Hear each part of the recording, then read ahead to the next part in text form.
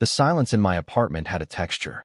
It was thick, like old dust motes suspended in a sunbeam, clinging to the furniture and filling the space between my breaths. For 2 years, this two-bedroom place had been my sanctuary and my cell, a quiet testament to a life lived in neat, predictable, and profoundly lonely lines. My job was remote, my friends were few, and my world had shrunk to the size of these four walls, the grocery store on the corner, and the endless scroll of other people's lives on my phone. The quiet had stopped being peaceful and started to ache. So I put up an ad. Room for rent. Quiet professional preferred. It felt like a monumental act of rebellion, inviting chaos into my carefully curated stillness. I fielded a dozen emails from people who seemed either too eager or too strange, and I was about to give up, to surrender back to the familiar quiet, when his message arrived. Julian Velez, travel writer, in town for a 6-month assignment. I make good coffee and bad puns. Hope that qualifies as professional. Let me know. He came to see the place that Saturday. The moment I opened the door, the air in the hallway shifted. He was taller than I'd expected, with broad shoulders that seemed to take up more than his share of the doorway. He wore a simple gray t-shirt that stretched just so across his chest and faded jeans that had seen better days. But it was his face that held me captive. Dark, intelligent eyes that seemed to see right through my polite, landlord-in-training facade, and a mouth that was permanently quirked at one corner into a half-smile, a mischievous grin that promised stories and trouble in equal measure. "Leo?" he asked, and his voice was lower than I'd imagined, a low, gravelly sound that seemed to vibrate in my own chest. "Yes. Hi, Julian. Come in." I stepped back, suddenly hyper-aware of my worn-out socks and the nervous way I was wringing my hands. He didn't just walk into the living room. He inhabited it. He moved with an easy, unhurried confidence, his gaze sweeping over my meticulously arranged bookshelves, my collection of sad-looking houseplants, my single, lonely armchair. He didn't say anything, just took it all in, that faint smile never leaving his lips. I felt like an exhibit, my quiet little life laid bare for his inspection. "It's a great space," he finally said, turning to face me. "Lots of light." He gestured toward the large window overlooking the street. "And you're close to the train. That's good." "The room's this way," my voice sounded thin. I led him down the short hall to the spare room, which was clean, empty, and utterly devoid of personality. It was a blank canvas. He stood in the doorway for a moment, then walked in, testing the floorboards with his weight. He ran a hand along the windowsill, looked inside the empty closet. I hovered by the door, feeling like I should be saying something, offering a sales pitch. All I could think about was the way his t-shirt pulled tight across his back when he leaned over. "I'll take it," he said, turning around so suddenly I almost flinched. "Oh, okay, great." He chuckled, a low, warm sound. "You don't sound so sure." "No, I am. It's just, you're the first person who hasn't tried to haggle on the rent." "I don't haggle over things I want," he said, his eyes locking onto mine.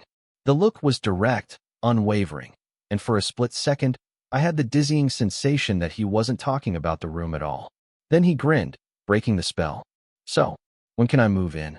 Julian moved in 2 days later, and my textured silence was shattered. It was replaced by a symphony of new sounds. The solid, heavy tread of his boots on the hardwood floor in the morning. The low murmur of his voice on a phone call, punctuated by bursts of easy laughter. The frantic, rhythmic tapping of his keyboard late into the night as he chased a deadline, a sound that became a strange sort of lullaby. My life, once a solo performance, now had a duet partner I hadn't prepared for. I became an observer, a student of his habits. I learned that he used a specific cologne, a scent of sandalwood, and something sharp and green like vetiver, that lingered in the hallway long after he'd left for the day. I learned that he drank his coffee black, from a chipped ceramic mug he'd brought with him, and that he always left the newspaper folded neatly on the kitchen table after he was done with it. He was a whirlwind of quiet, contained energy, and I was the still point at the center of his storm, watching, always watching. I found myself tracking his movements, my ears tuned to the specific creak of his bedroom door, the rush of water from the shower, the click of the front door. My apartment, once a cavern of loneliness, now felt charged with a constant, low-grade hum of presence. His presence. It was unnerving. It was thrilling. My internal monologue, already a crowded place, became an endless feedback loop of analysis. He'd pass me in the narrow kitchen, his arm brushing against mine, and I'd spend the next hour replaying the fleeting contact. The warmth of his skin through his shirt, the faint roughness of the fabric. Was it accidental? A simple consequence of shared space? Or was there something more in the way he'd paused for a fraction of a second too long? "Morning, Leo," he'd say, his voice still thick with sleep, and I would dissect the two words for the rest of the day. The tone was warm, yes, but was it just his default setting? He was a charming person. He was probably warm to everyone. The checkout clerk at the grocery store, the barista at the coffee shop. I was just his roommate, a piece of the scenery. Yet, I couldn't shake the feeling of being seen. Sometimes I'd be reading in my armchair, lost in a book, and I'd look up to find him leaning against the kitchen doorway, just watching me. The moment our eyes met, that slow, mischievous smile would spread across his face, and he'd give a little nod before disappearing back into his room, leaving me with a racing heart and 100 unanswered questions. What was he thinking in those moments? Was he just observing the strange, quiet creature he now shared a habitat with? Or was he seeing me, Leo, in a way no one ever had before? The meaningful touches began as accidents. Or, at least, I told myself they were. The first time, I was handing him a mug of the coffee he'd made. Our fingers brushed. A simple, clumsy moment, yet a jolt went through me, a spark of heat that shot straight up my arm. I pulled my hand back as if I'd been burned. He didn't seem to notice, just took the mug and thanked me, his expression unreadable. A week later, it happened again. He was at the stove, cooking something that smelled incredible, a mix of garlic and spices that filled the whole apartment. I came into the kitchen to get a glass of water, trying to make myself as small as possible to squeeze past him. He turned, not realizing I was there, and his hand landed flat on the small of my back to steady himself, to keep from bumping into me. It was over in a second, but the impression of his palm, the firm, warm pressure through the thin cotton of my shirt, lingered for hours. I stood at the sink, my back to him, my knuckles white as I gripped the counter, trying to regulate my breathing. It was an accident. It had to be. The couch became a new battleground. We fell into a routine of watching old movies a few nights a week. My apartment didn't have a television, so we'd huddle around his laptop, balanced on the coffee table. The first time, we sat on opposite ends of my small sofa, a respectable, roommate-appropriate distance between us. By the third movie night, that distance had evaporated. We sat shoulder to shoulder, our knees pressed together. I was excruciatingly aware of every single point of contact. The solidness of his thigh against mine, the way his arm would occasionally rest against my own on the back of the couch. I'd sit ramrod straight, my muscles tensed, my entire consciousness focused on that simple, sustained touch. I couldn't have told you the plot of a single one of those movies. My own internal drama was far too compelling. I'd sneak glances at him in the flickering light from the screen, his face relaxed, his attention on the film. Or so it seemed. Once, just once, I turned my head and found him already looking at me, his expression soft and questioning in the dim light. My breath hitched. He just held my gaze for a long moment before turning his eyes back to the screen, leaving the space between us humming with unspoken words. The event that finally broke the formal barrier between us was not a quiet, tension-filled moment, but a geyser of lukewarm, greasy water. I was washing dishes one Tuesday evening when the sink made a horrible gurgling sound and then promptly gave up.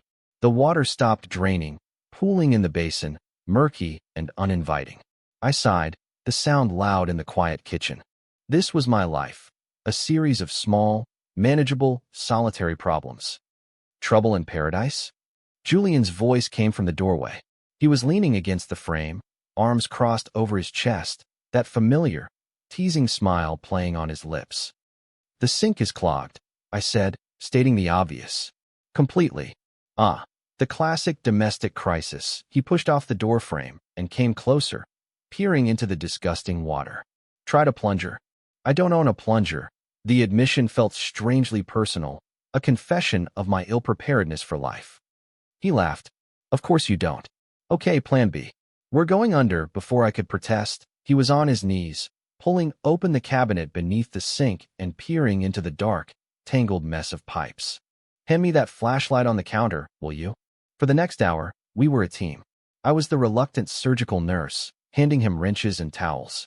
He was the confident, if slightly clueless, surgeon, grunting and swearing under his breath as he wrestled with the U-bend pipe. The space was cramped, forcing us into an awkward intimacy. My knee was pressed against his shoulder as I held the light steady. His hair brushed against my cheek as he shifted his position. The air was thick with the scent of rust, dampness, and him. "Okay, I think I got it," he finally announced, his voice muffled. "I'm going to try to unscrew it. You might want to stand back. And maybe put that big bowl under here." I did as I was told, positioning a large salad bowl just as he gave the pipe a final, mighty twist. It came loose with a groan, and a torrent of vile-smelling water and unidentifiable gunk exploded from the opening, missing the bowl entirely and drenching the front of his shirt and a good portion of the kitchen floor. There was a moment of stunned silence. Then, a slow, deep chuckle rumbled from under the sink. Julian backed out, wiping a smear of something gray from his cheek. He was soaked. He looked at the mess on the floor, then at me, and his chuckle turned into a full-blown laugh. It was such a genuine, uninhibited sound that I couldn't help it. I started laughing too. We stood in the middle of my kitchen, surrounded by filth, laughing until our sides ached. The tension that had been a constant hum between us had vanished, replaced by the simple absurdity of the moment. We weren't landlord and tenant, or observer and subject. We were just two guys who had failed spectacularly to fix a sink. After we'd cleaned up the mess, a task that involved far too many paper towels and a shared sense of defeat, we collapsed onto the living room floor, leaning against the couch. Julian had changed into a clean shirt, and he cracked open 2 beers from the fridge, handing one to me. "To our utter lack of plumbing skills," he said, clinking his bottle against mine. We drank in a comfortable silence for a few minutes, the adrenaline of the crisis fading into a pleasant exhaustion. The apartment was quiet again, but it was a different kind of quiet. It was shared. Then, Julian turned his head to look at me, his playful demeanor gone, replaced by something softer, more serious. "You seem content, Leo," he said, his voice low. "But are you happy?" The question hit me like a physical blow. No one had ever asked me that. Not with such simple, direct sincerity. People saw my quiet life, my orderly apartment, and assumed it was what I wanted. They saw contentment because it was easier than seeing the loneliness underneath. I stared into my beer bottle, unable to meet his eyes. "I don't know," I admitted, the words feeling foreign on my tongue. "I think I forgot to ask myself that a long time ago." He was quiet for a moment, just the sound of him taking a slow drink of his beer. "I get that," he said softly. "This job? I'm in a new city every 6 months. New apartment, new streets, new faces. It looks exciting from the outside." He shrugged, a small, almost weary gesture. "But you never put down roots. You collect stories, not connections.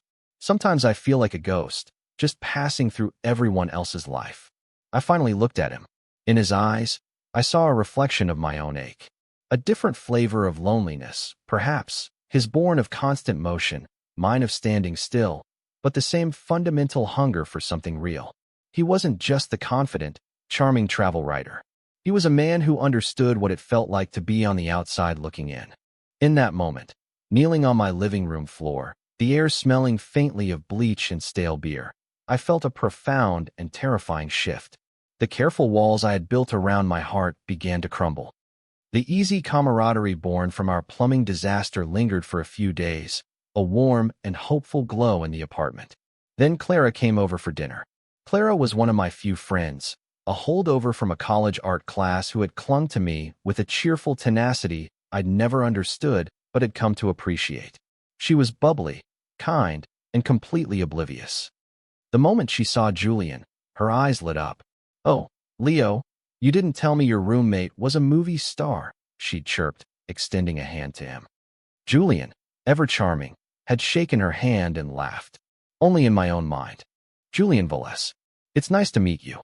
Throughout dinner, Clara directed most of her attention toward him, peppering him with questions about his travels, laughing a little too loudly at his jokes. It was harmless, innocent flirting. I knew that. But as I sat there, pushing pasta around my plate, a bitter, unfamiliar feeling began to curdle in my stomach. It was sharp and hot, a possessiveness that I had no right to feel. Jealousy.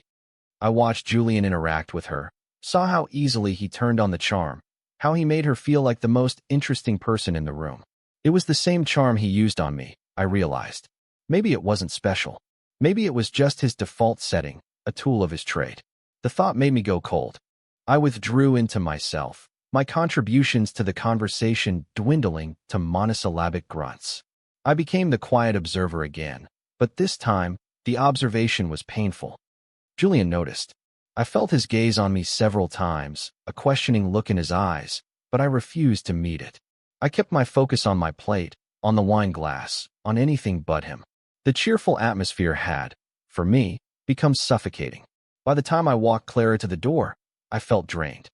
"He's wonderful, Leo," she whispered conspiratorially. "You have to give me his number." "He's leaving in a few months, Clara," I said, my voice flatter than I intended. "A lot can happen in a few months," she'd winked, before heading down the stairs. When I closed the door and turned around, the apartment was silent. But it was a heavy, loaded silence, thick with everything that hadn't been said. Julian was standing in the kitchen doorway, leaning against the frame just as he had the night the sink broke. But this time, there was no humor in his expression. His arms were crossed, and his eyes were narrowed, studying me with an unnerving intensity. "Your friend is nice," he said. The words were simple, but the tone was not. "Yeah, Clara's great." I started gathering plates from the table, needing something to do with my hands. He didn't move. He just watched me, his gaze following my every movement. The silence stretched, pulled taut between us. I could feel his eyes on my back as I rinsed the plates and stacked them in the dishwasher. "She seems to like you," he said, his voice quiet, but carrying across the room with perfect clarity. My hand stilled. It was a test. I knew it was.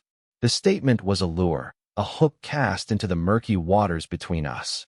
I didn't know how to respond. I chose deflection. "She's just friendly." "Is she?" He pushed off the doorframe and took a slow step into the room. Then another.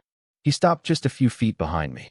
I didn't dare turn around, but I could feel the heat of his body, could smell that faint, familiar scent of sandalwood. Because it looked to me like she liked me.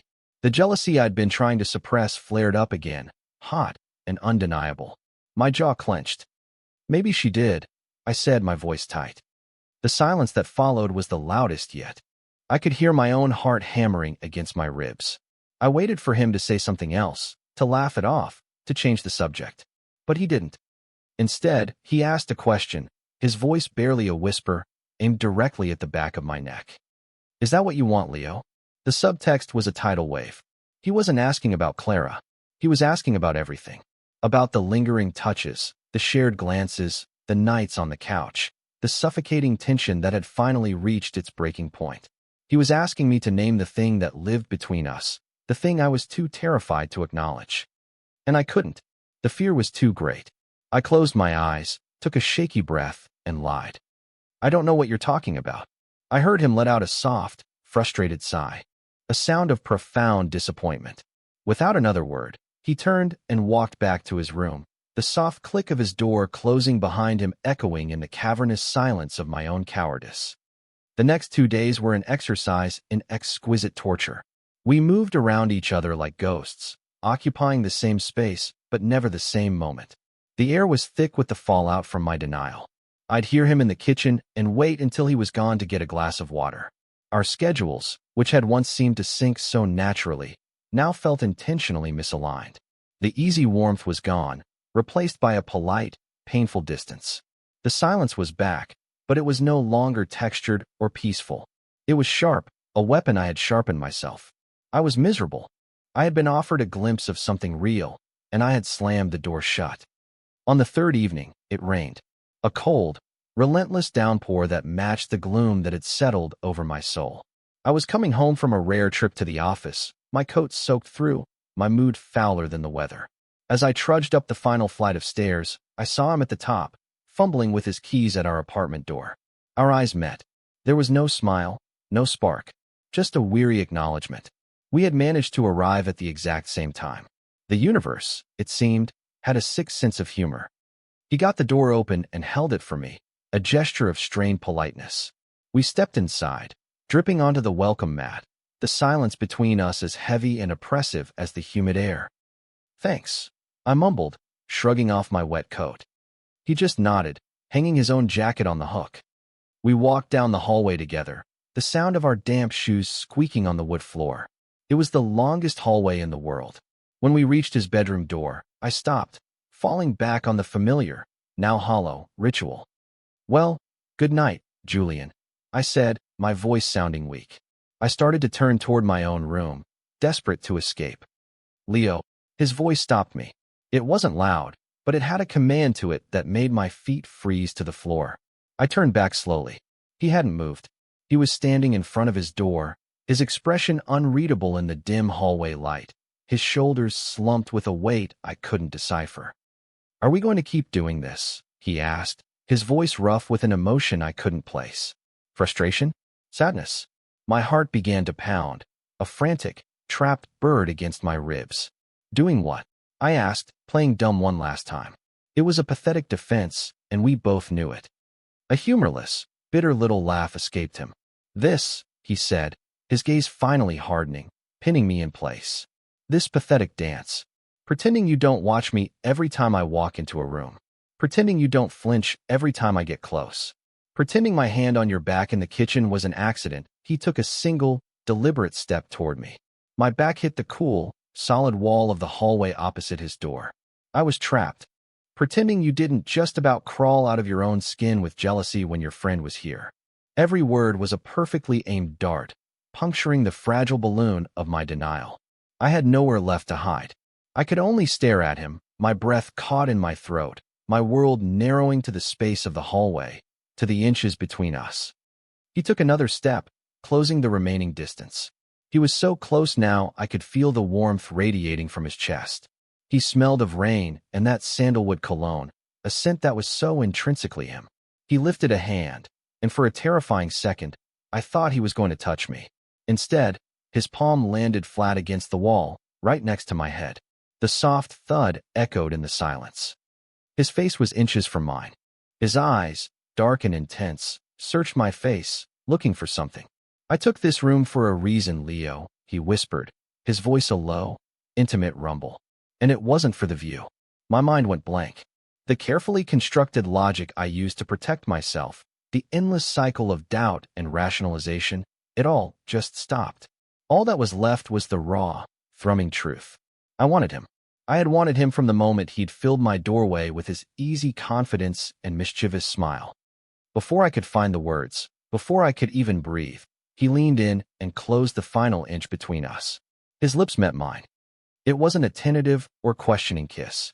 It was a kiss of certainty, of frustration and longing unleashed. It was firm and demanding, yet unbelievably soft. It was the taste of rain and coffee and something uniquely Julian. It was the answer to every question I had been too afraid to ask. A wave of heat washed over me, a dizzying, overwhelming relief. The tension that had been coiling in my gut for months finally snapped. My own cowardice dissolved.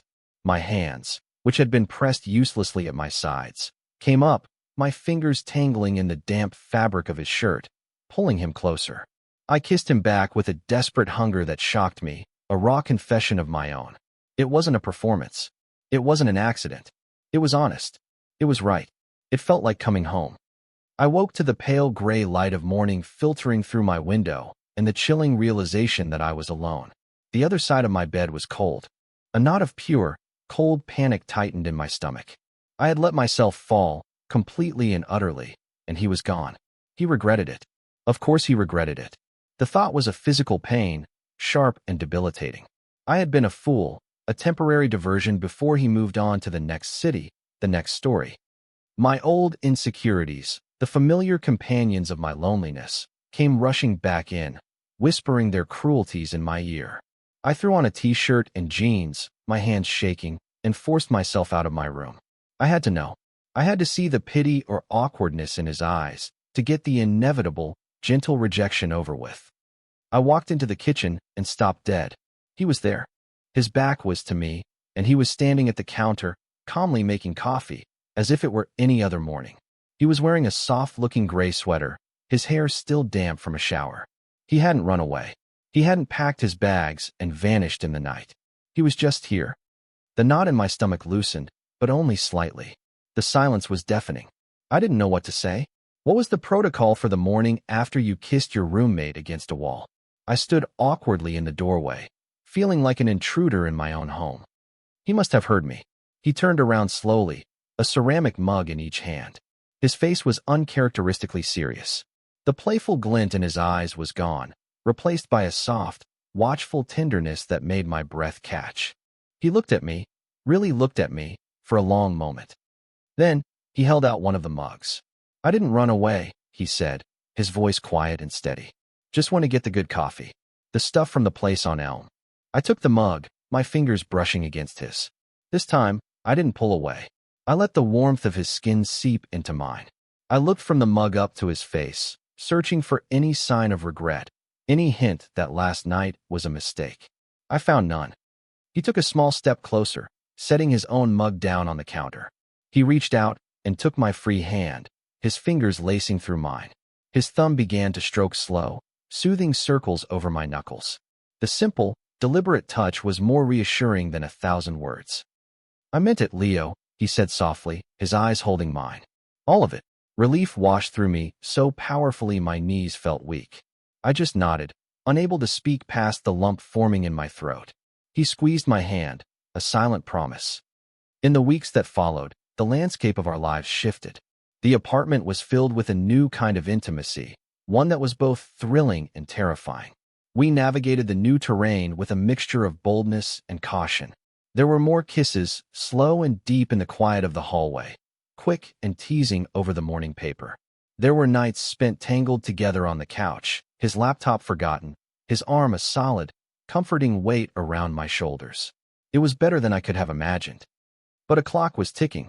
His 6-month assignment was drawing to a close. The knowledge of his impending departure hung over us, an unspoken test.